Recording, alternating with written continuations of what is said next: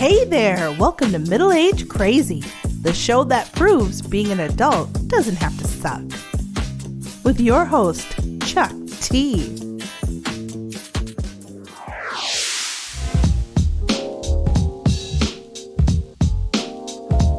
Hey there, what's going on? Welcome, come on in. It's the Middle Age Crazy Podcast, the show that proves being an adult does not have to suck. I'm your host, Chuck T. Welcome back to the show, and don't forget, we're the show on the 1st and 15th of every month that helps interesting people tell their incredible stories. As always, appreciate you tuning in. Big thanks to my guest from last episode, Aaron Weary. We had hell of a time sharing some old work stories, and I haven't even got into the crazy stuff yet, so we're going to bring Aaron back for part 2 coming up soon, and he's going to tell you some good stories about, how a guy can honorably rise from the bottom and take over the world the right way, and then I'll tell some stories about getting my ass canned from some really good jobs. Got a heck of a show for you, but we want to get into some business first before we get things rolling. You got to find us on social media at Middle Age Pod, Twitter, Instagram, Facebook. We need the follows, we need the likes, the retweets, all that action. Tell a friend, hit us up at Middle Age Pod. Give us a call on the hotline, say something cool, and I'll play you on the show. 515-478-3412. Once again, that's 515-478-3412. Still looking for some crazy content? Give us a call. If you're a dinosaur and you got to send an email, you can do that at middleagecrazypod@gmail. And finally, you can find all this information, all our shows, everything about us at middleagepod.com. Okay, we got the house cleaning out of the way. It's time for another segment of Content Creators Corner. I'm super excited to have podcaster, comedian, actor Eddie Pence back on the show. He stopped in for a few minutes because he's got a brand new comedy special. It's actually called The Unspecial, that's hitting all the streaming platforms today, September 1st. And he had a real interesting story on how he got it up and running. Completely crowdfunded. And of course, Eddie's a super cool guy, so he agreed to come on back, have a quick chat about the show. So let's get into it. Okay, I got the man of all podcasts, Mr. Comedy himself, Eddie Pence, coming back to the show. How you doing, Eddie? I'm doing good. Thanks for having me back. Thanks for coming back, and I'm excited to talk about your comedy special that you have dropping on September 1st. And I know it's a big deal to you. It's a long time in the making. So why don't you tell the gang all about the comedy special that's coming out here on September 1st? It definitely is a long time in the making. I shot it back in D.C., my hometown of D.C., April of 2019, so a much different world than what we live in now. Yeah. But all the material's evergreen, so it still will work today. There's just no COVID jokes in it. But it was definitely a labor of love. I completely crowdsourced all of it. I was able to pay for it through the donations of so many wonderful fans that I have to some of the podcasts I listen to, most notably the Ralph Report with Ralph Garman. And I was able to raise $15,000 through everyone's generosity, and we flew back home and we filmed it. And then it just was it was a year of shopping it around, and we finally got in the hands of Comedy Dynamics, which is the world's largest comedy distribution studio. And they finally, we got everything tuned up the right way, and all the picture and the sound and all that stuff, and it's finally going to be released September 1st. That's fantastic. How did you go about getting it into the hands of Comedy Dynamics to get that distribution deal? Through the one of the listeners. I mean, this is all coming back to the podcast I do, and again, the Ralph Report, member of the Garmy, the fans of Ralph Garman.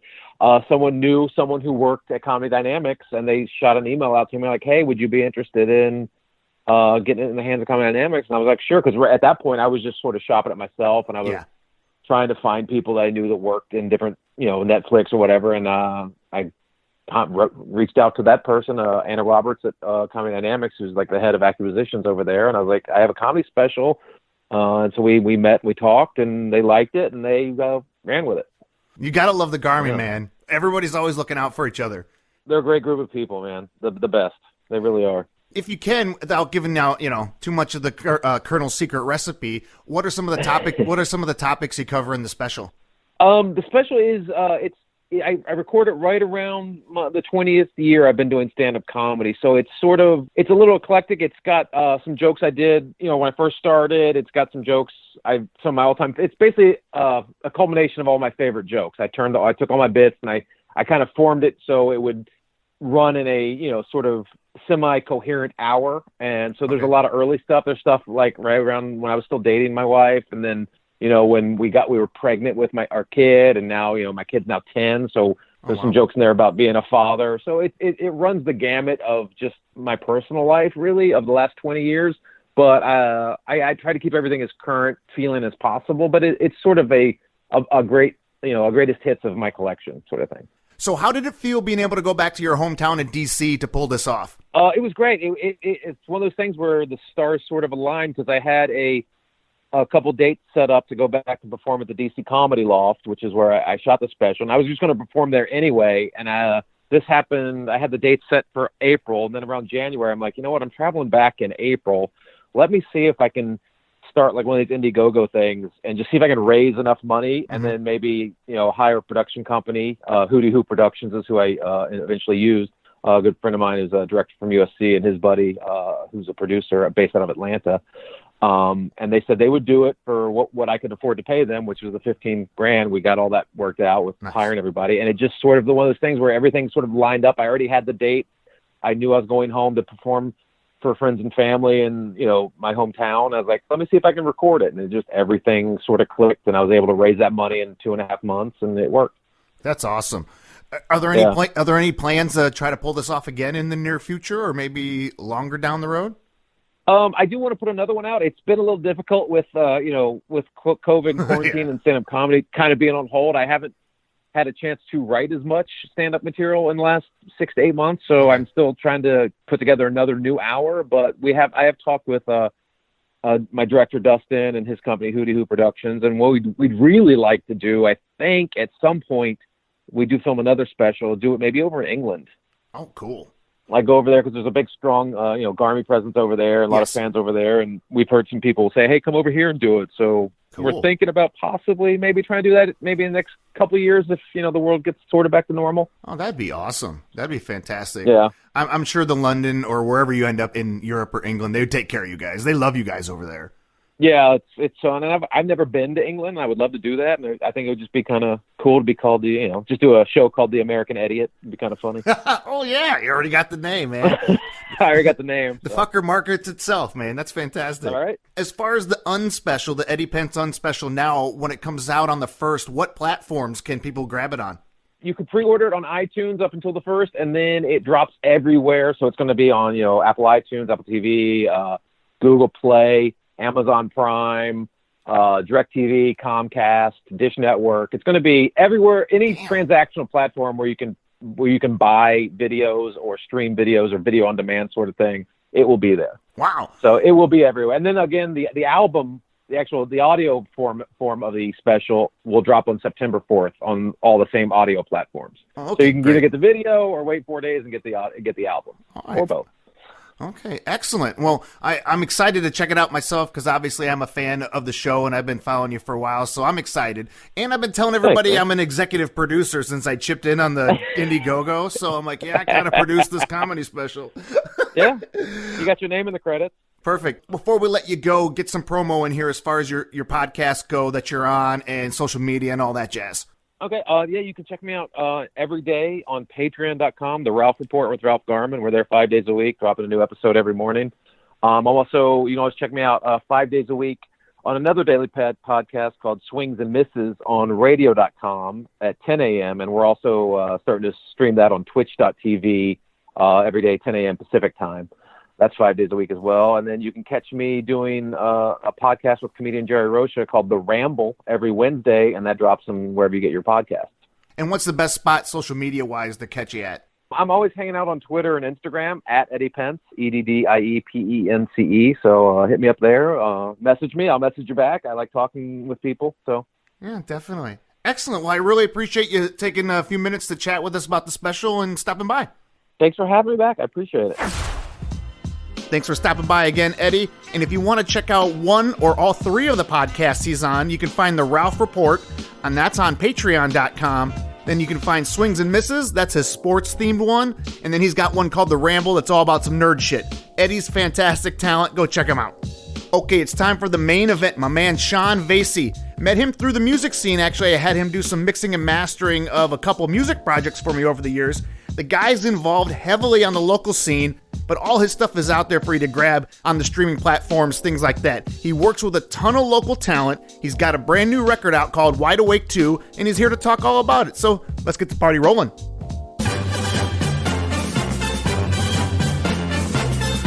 My name is Sean Vasey. I'm 32 years old. I'm from West Des Moines, Iowa. Born, raised, bred, and still live here. And I am a music producer. All right, we're going to get going with my interview today. A local buddy that I've done some music work with. I've actually hired him to do some music production for me. Great guy, super talented. Sean Vasey, welcome to the show. How you doing? I'm doing great. Thanks for having me, Chuck.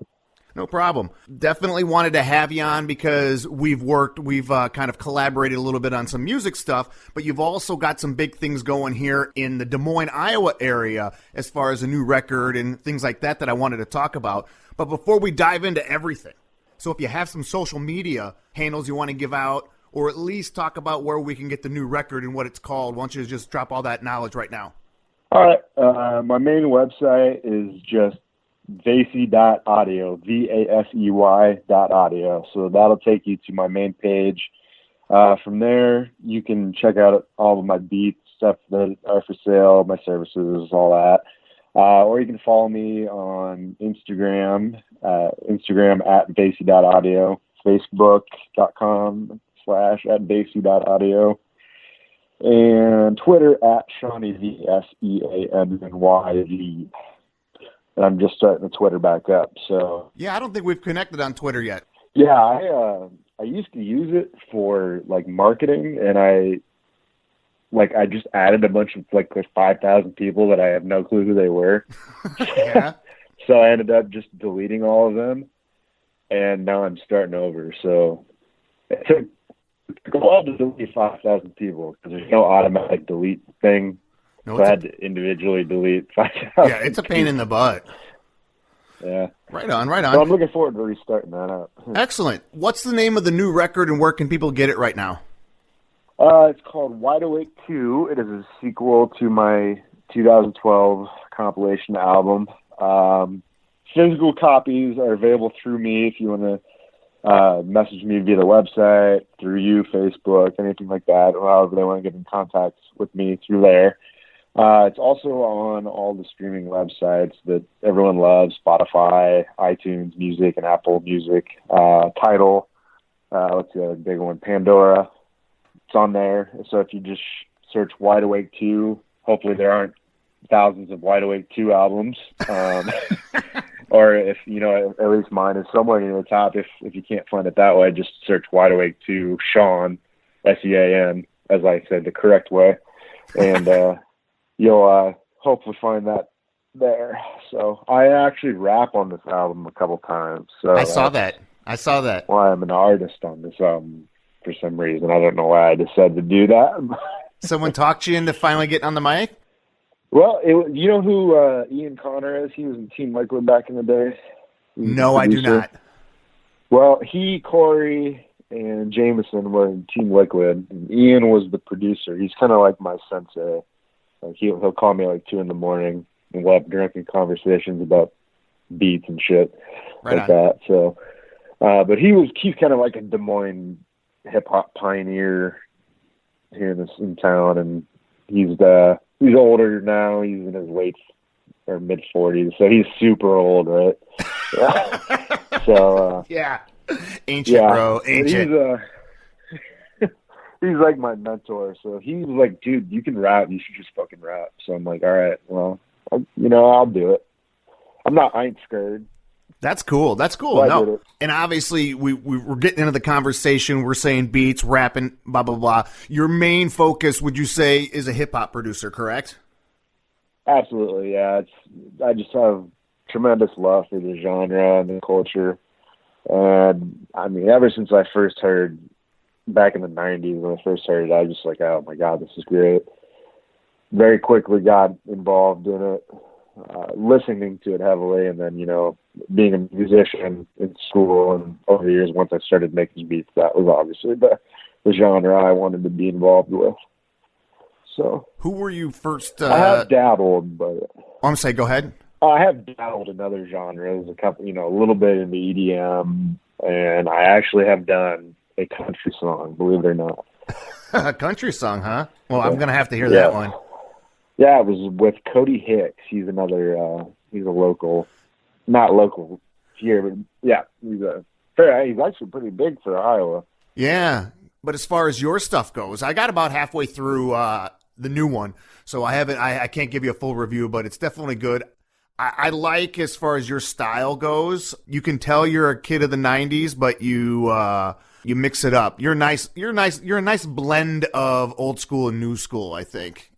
If that's a compliment or not, I'm not sure, but I take that as the best compliment. I mean, okay. I appreciate that immensely. I mean, that's one of the things that I try to do is that my sound started, obviously, I've been doing this 17 years, so I mean, my sound is not going to be the most contemporary sound in the world, unless I'm not, trying to do that. But I do like to try to take it back a little bit and kind of use my roots and some of the production. I try to use kind of maybe a little bit today's styles and themes in some of the songs, but in all honesty, I'm not a huge fan of some of this newer rap that's been coming out the last year or two.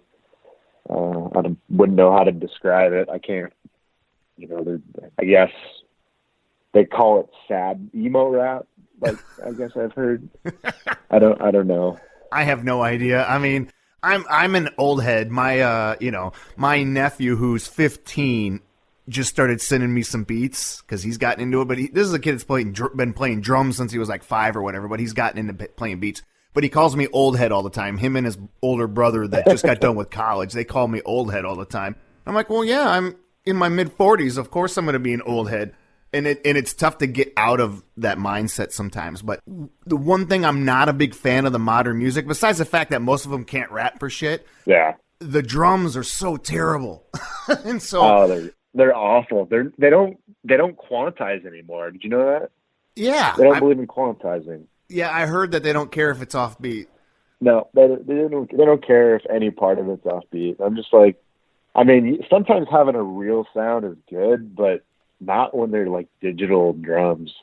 No, I mean, it's like trying to replicate because like a real band, that naturally happens. It naturally happens that you're gonna not get the perfect. real sound, but they'll be nice analog drums that you feel, and they're rich. And oh God, I don't want to get this into like shit on the new school thing because I could talk to you for hours on this. But what I was going to say is one of the thing I appreciated, because most of the people I listen to, like, I'm not much of a rapper hip hop guy anymore, just because I'm fucking old. So if it's not old dudes from our generation and it's not somebody from Minnesota or Iowa, I just kind of don't care.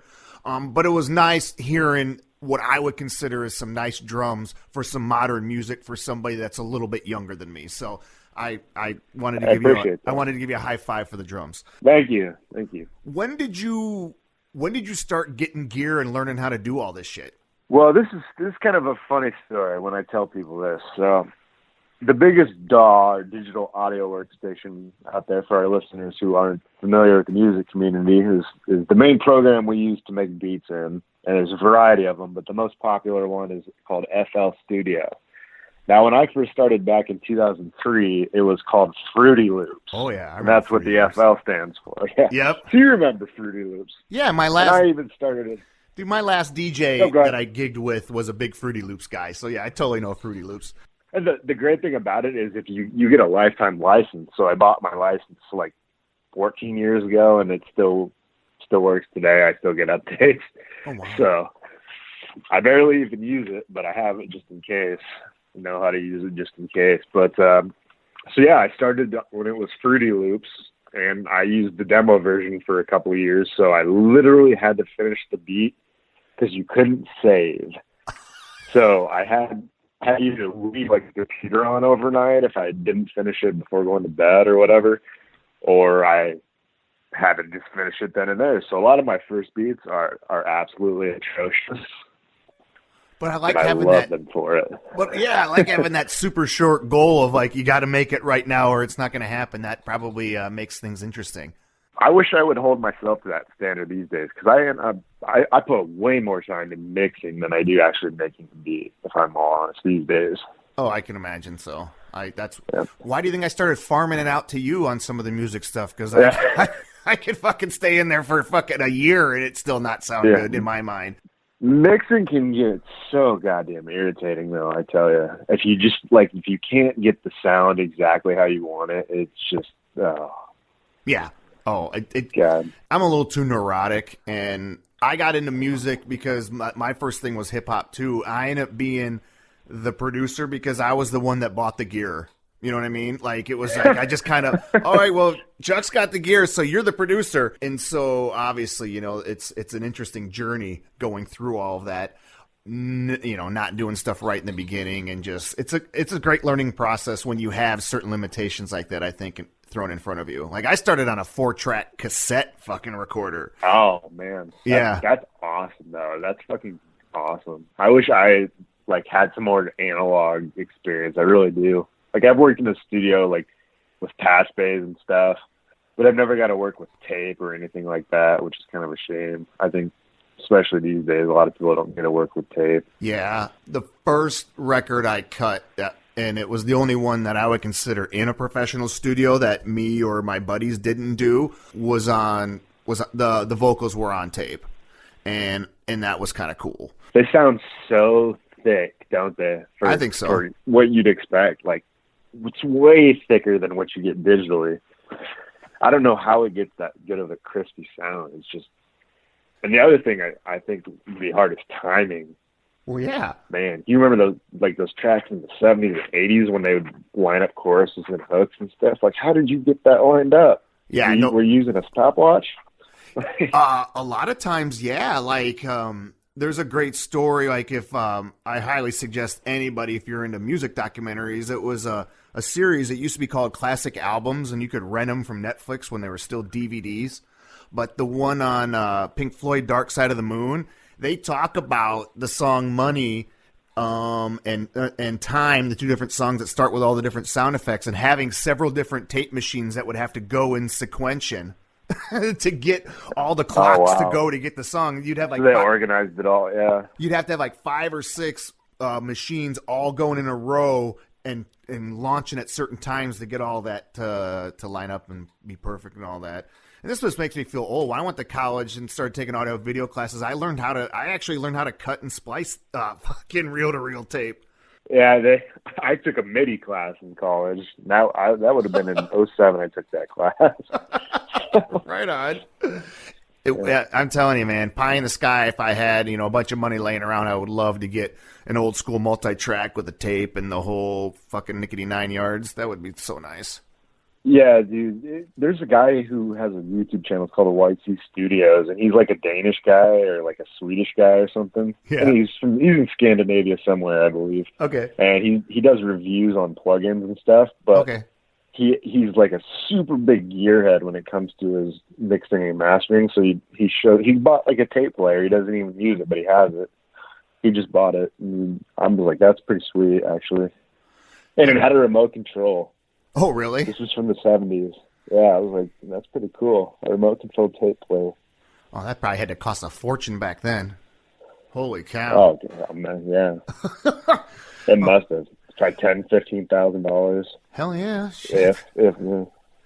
And then I remember. Speaking of Pink Floyd, funny story I have for you about that. What's that? I had never heard that album until I was 25. And my ex-fiance got me super fucking stoned and made me listen to that album. It was like a religious experience. I've heard that before. It was on vinyl, too, so it was how it was meant to be heard. So I was like, yeah, this is good shit. Sweet. Oh, yeah, I'm a huge Pink Floyd head, so, I definitely like to hear that. Especially, some of the classic rock stuff gets lost as it goes on, just because there's so much content out there. It's good to see that some of the classics, they're still alive and well. Absolutely. My dad raised me listening to the 93.3, the oldies, so okay, I cool. have a fondness for the classic rock and oldies and disco even. I used to love. Remember 70 Saturday Night on 102.5? God, those were the days. I'm not actually from Des Moines, so no, I don't remember that. Okay, so there was like every Saturday night it was just pure disco on a local radio station. Nice. I like a little disco. I'm not gonna lie. I'll listen to some disco if it's good. Some Donna Summer. I won't fuck around. All right, I'm getting us sidetracked here. Screw the disco. So your first piece of gear that you got Fruity Loops. And did you just start working with the sample packs and the one hits and the loops and just start, screw it, I'm going to just start making some stuff? Yeah, I honestly just started pointing and clicking. And I have a musical background. I played the trombone. I was in the percussion section. I was a classically trained violist in the orchestra and played in symphony. So I have a music background. So I just kind of just started pointing and clicking and figuring it out, dragging instruments here and there. I didn't really play with the samples too much, but I just kind of used all the default stuff that was in there and eventually started buying, one-shot packs. And now I've literally got 10 terabytes of samples. I actually have like 6 or 7 external hard drives connected in my studio. So holy shit. I've got every sample I've ever collected. So that's impressive. Holy cow. That's a lot of fucking samples. Yeah, man. I'm neurotic too, yeah. Wow. That's amazing. So how long did you stick with Fruity Loops until you wanted to do something different? Like, what was the next level? Okay, I'm going to start that question over. Where did you go from there? I started making beats. What was the next step for you? So this was kind of cool, I guess. When I was a senior in high school, there was a kid in our class named AJ Ubeda, and he rapped for fun. And another kid in our class, Mike Moskowitz, liked my beats that I would just put on like MySpace or whatever back then, And they made an album, and his nickname was Lil Pino because he was little and he was Filipino, so he called himself Lil Pino. And he made an album called Me, Myself, and Pino, and it was a fucking hit in our class. And that was the beginning of my producer career, like for real. So after that, I upgraded. I switched to a Mac, and then I used GarageBand. Ah. But this time, FL Studio didn't exist on Mac, so that wasn't an option. So I had to use GarageBand, and then I went to Logic Pro pretty quickly thereafter. So this album you cut with your homies, was it just recorded in somebody's bedroom type of thing? The very first one, I think it was in my friend Mike's basement. I was never there for the recording of it. I just provided the beats. Okay. But yeah, that was a big seller. I think pretty much everyone in our graduating class probably bought a copy. That's cool. That's awesome. What was next after you did that? Are you like, hey, I need to start finding artists to work with? Did you want to release solo material? What was your kind of next goal after that? Well, I kind of wanted to just get better as a producer. So I would just do it kind of for fun and put it out online and let people hear it. And I used SoundClick back then. Okay, I remember that. I remember SoundClick. I think it's pretty much gone. Yeah, SoundClick was the shit. Yeah, that was pre-SoundCloud. Yes, it was. And it was great with the rankings and everything. Yes, I remember that. I miss that. I love that platform. But so I would just put beats on there and try to sell them. I actually had a guy get me with like the Nigerian scam before it was big, doing that. Send me a bogus mail order, money order thing, and I took it to the bank. They're like, "Yeah, this shit's fake." I'm like, "Oh, that's so funny." That happened. That was one of the first beats I ever sold. I got stiffed by some dudes on a beat on that platform too. That's hilarious. Doesn't it feel good? It feels so good. You get fucked. The thing is, fucked. I've never been one to like sell a lot of beats just because it's just gone to people I know if I've made beats or helped record something or whatever. But I've only sold a handful, and I think that was one of the first ones, and they ended up stiffing me, so that was pretty cool. That's why, like you said, SoundClick, everything's kind of coming back to me. That's hilarious. Yeah, those are good. Those are good times, though. I'll never forget them. Same with... Yeah, so I kind of just did that. Okay. I kind of did that for a while. All right. And what are you doing to get better? Are you like trying to find YouTube videos? You buying books? What are you trying to do? Well, at that point, I was just really just making beats because I knew like anything you do, the more you do something, the better you get at it. I already kind of felt like I had the musical knowledge packed in me. Okay. I just needed to find a way to export it out of me, if you will. Yeah. And so just there's lots of practice, lots of time, lots of sharing, getting feedback. You eventually develop your sound, which I guess I have. Honestly, I can't really even tell if I have a sound or style or not. Like, I guess I kind of can. But, like, my friends all tell me, like, oh, they can tell my beats, like, like it's night and day. And then sometimes I wonder, like, I'm like, do I have a sound? I can't tell you. I guess maybe you just...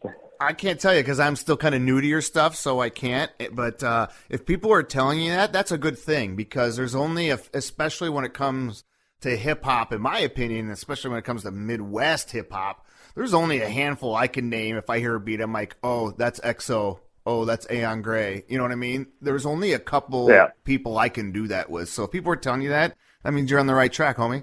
Hey, yeah, I'm glad to hear that then. So you're working on beats, you're making new beats. When do you decide, hey, I want to produce a project front to end? That would have been in 2010. Okay. And tell me about it. So I kind of had a drinking and prescription painkiller problem back then. Yeah, so I was happens. on probation. Yeah. So I'm on probation. I'm at home.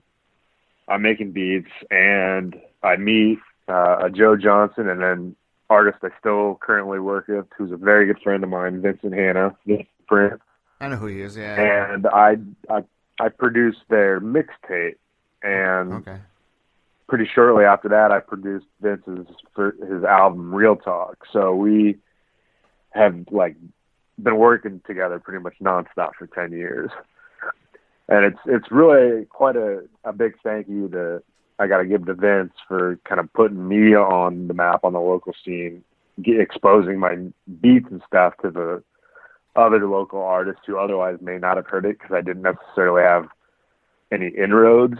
Yeah, I guess.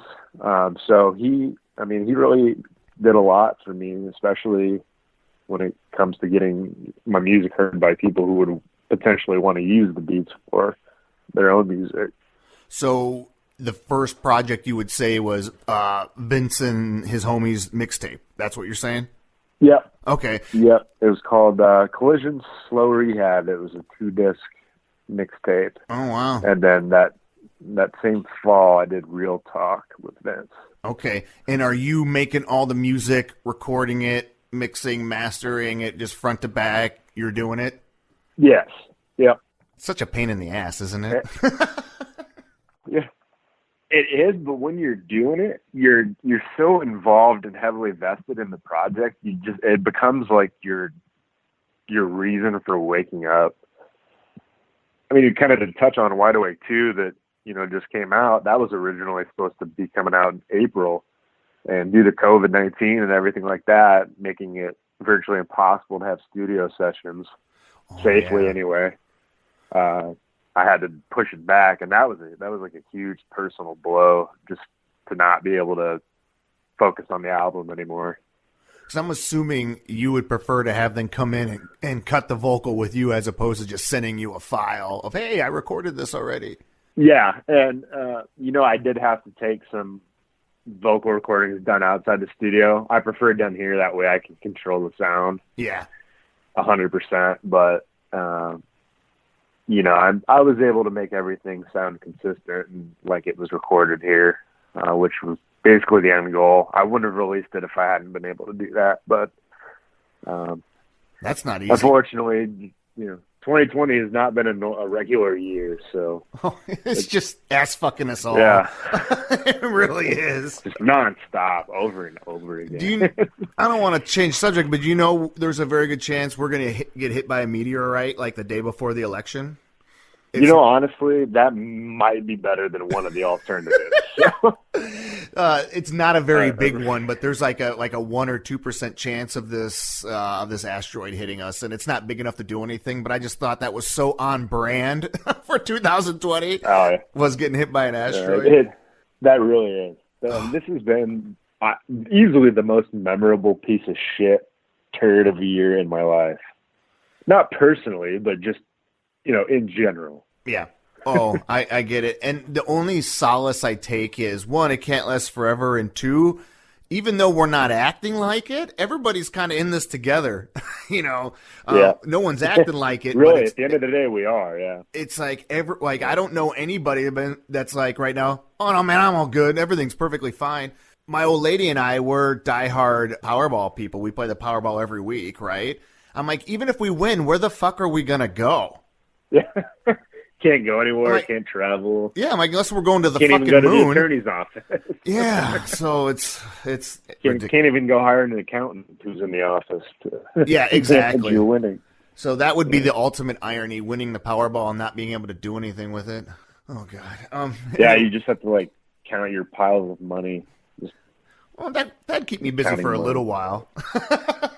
You'd have to get, 100 G's in cash and just look at it, count it, play with it. Roll around in it. It'd be fun. Yeah. Oh, money. God, I wish. Oh, man. So where was I at? I have a tendency with these interviews, I can get distracted very easily. And like I said, I don't really plan too much out. So I'm going to try to bring us back around. We did the mix disc. We did Vince's first record. And then at that point, are you saying, I just want to keep making music because I'm getting a kick out of it. It's my hobby. Are you trying to make money off of it yet? Where are we at as far as your journey goes? Well, so after that, I did kind of those projects in 2010, 2011. 2012 is when I did Wide Awake, the first one. And that was released on July 12th, 2010. Featured quite a few of the same artists, actually. Quite a few different ones. Some who aren't necessarily rapping anymore, even. People fall out, people quit working, people, don't necessarily do what they did anymore. So I couldn't get everybody that I wanted for the new one, but yeah, obviously it hasn't been a normal year. But at that point, I was trying to make money with music, but I also went to work for Wells Fargo, which I've got to be honest, it was a pretty good experience at first, and it became a pretty not so good experience at the end. So I was there for 5 years. All right, I heard that place is a shithole anyway. I mean, it can be. I'm just so lazy, because I used to have a mortgage through them and everything. The only reason they sell my money is because I'm fucking lazy. That's the only reason why I haven't. Just want to go to a different bank. So you worked at Wells Fargo, and I'm assuming you're still doing music on the side as a hobby then? Yep. The way my schedule would work out, it basically any time during the day that I wasn't, and on the weekends when I wasn't at Wells Fargo, I was trying to do music. So I'm working probably 70 hours a week, something like that. But 30 of it's not real work, honestly. And I quit on January 2nd, 2018. So I would have done it on the first of the year, but they were closed, right? Yeah. I went and quit after a little over 5 years there, and I said, fuck this. I'm going to do music full time. I don't care if I make a ton of money doing it, as long as I can survive and I can do what I love. That's what I want to do.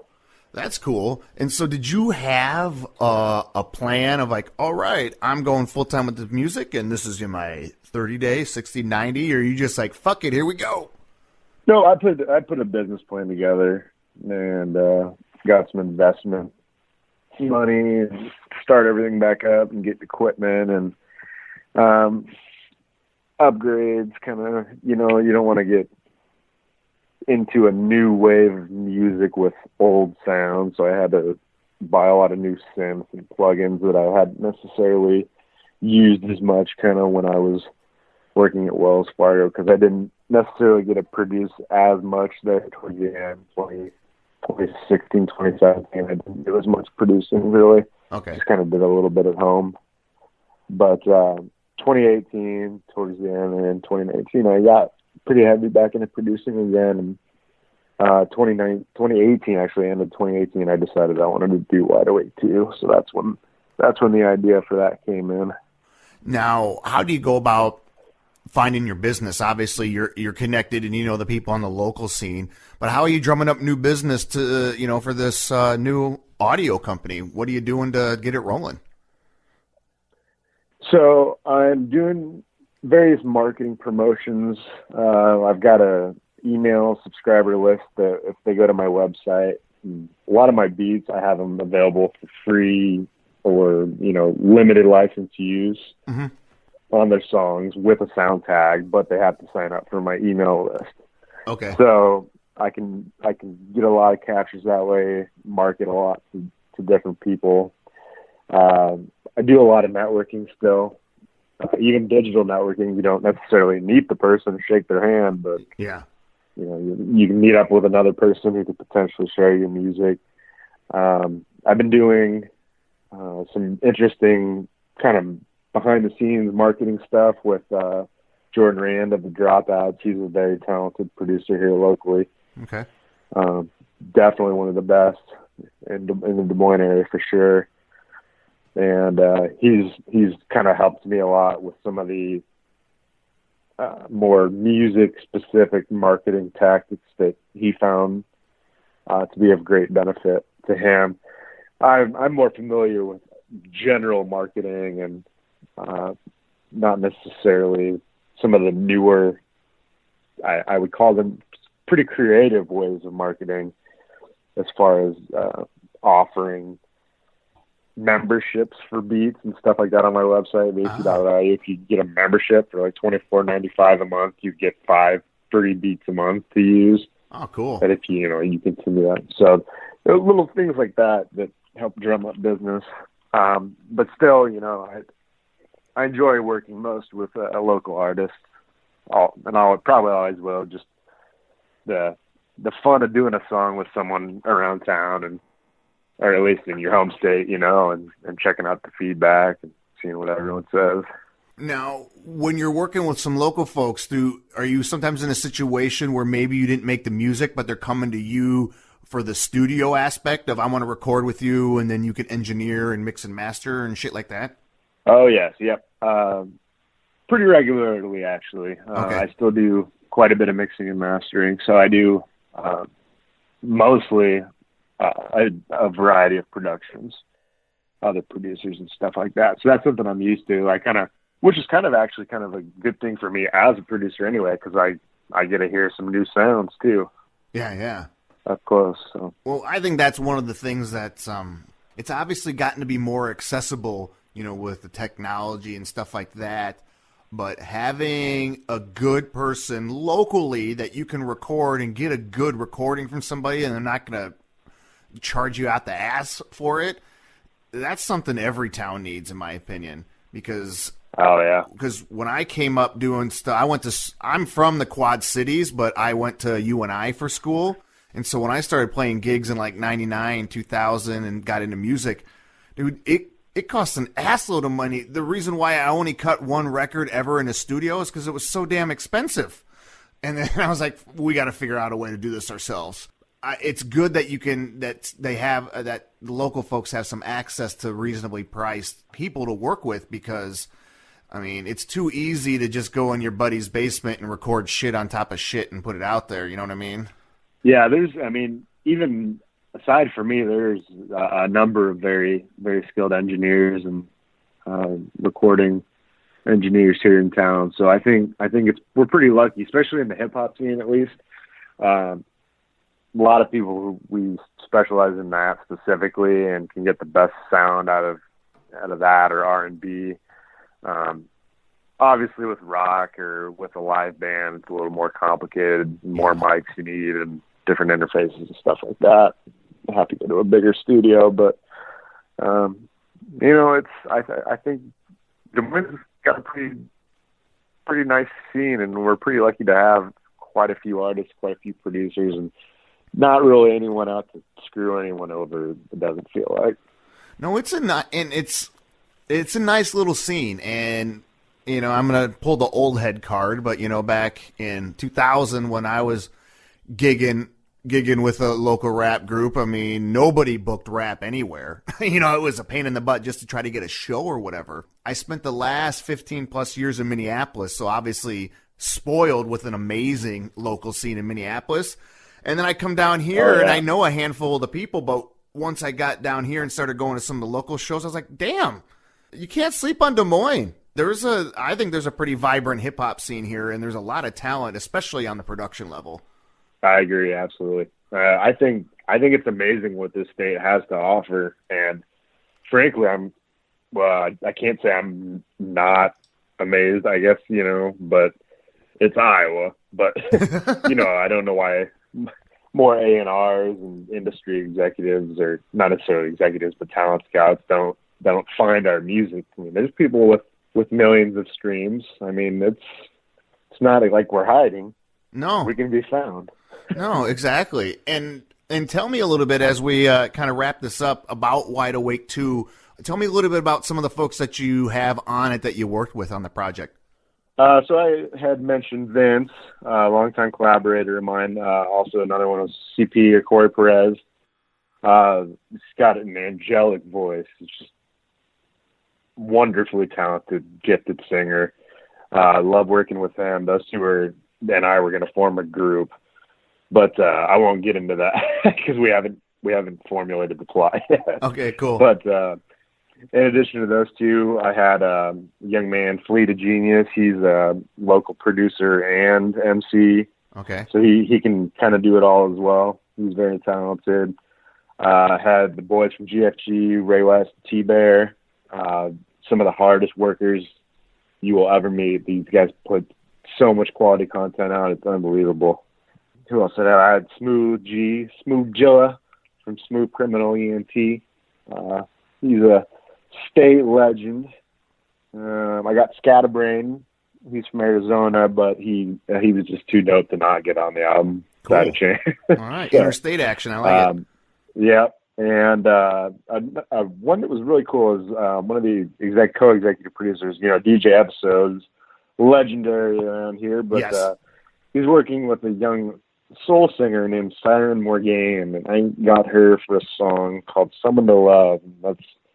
You wouldn't have heard that one yet if you got the first half of the album done. She was towards the second half, but that was a really fun song to do. It was kind of a fusion of hip hop and soul, and have her singing over that. That was a really cool experience. I know she's pretty young. I don't know exactly how old she is, but she's really talented. Definitely has a bright future in music. Excellent. You got anything lined up in the next project? What's the next goal that you're looking to achieve? So I have an EP in the works with both Vince and Corey. And then we're also thinking about doing like the three of us do an album together. So there's 3 potential projects there. Cool. Corey and I basically already finished an EP like 5-6 years ago, and we never put it out. So we're going back and looking at that. Okay, cool. See what I can do with that. I did that with Kadima last year too. We had Cancel the Sky that we had made in 2014 and never put it out. So we just put it out. Hey, I've done that before. It happens. Yeah, you got to do it. It feels incomplete if you don't let them hear it. So exactly. And then I'm gonna do a Wide Awake 2.5 and try to get the artists that I couldn't get in on Wide Awake 2 for either coronavirus fucked it up, or timing, or writer's block, or whatever came up. I want to get everyone who initially was supposed to be on the project a chance to be able to get on at least something that I'm releasing and publishing and putting out there. And it feels like not necessarily a 2.5, but an addendum to 2. Okay. Maybe like an extended edition. Excellent. Well, I look forward to all that stuff, and I still got to finish the record. So once I finish listening, I'll give you a little bit of a review. But definitely that'd be awesome. I appreciate that. Yeah, definitely like the work that you're doing with the local scene here, keeping it alive. You got good stuff going on. Really appreciate you stopping by. You're probably going to get hired again to do some post production because I'm lazy. But okay. Yeah, definitely. Thanks for stopping by, and we'll have to head next time you have a project out again. We'll have to bring you on back to talk about that. All right. Awesome. Yeah. Thank you for having me. All right, appreciate it. All right, take care, man. Yep. Thank you for listening to Middle Age Crazy, the show that proves being an adult doesn't have to suck. Brought to you by moonsaltmusic.info. Underground and independent hip-hop for the old heads. Free downloads available now. All show inquiries can be sent to middleagecrazypod@gmail.com. Find us on Facebook, Instagram, Twitter, and YouTube at Middle Age Pod. Call us at 515-478-3412. Ask for Janice. Middle Age Crazy is a Greg Valentine and Clarence J. Washington production.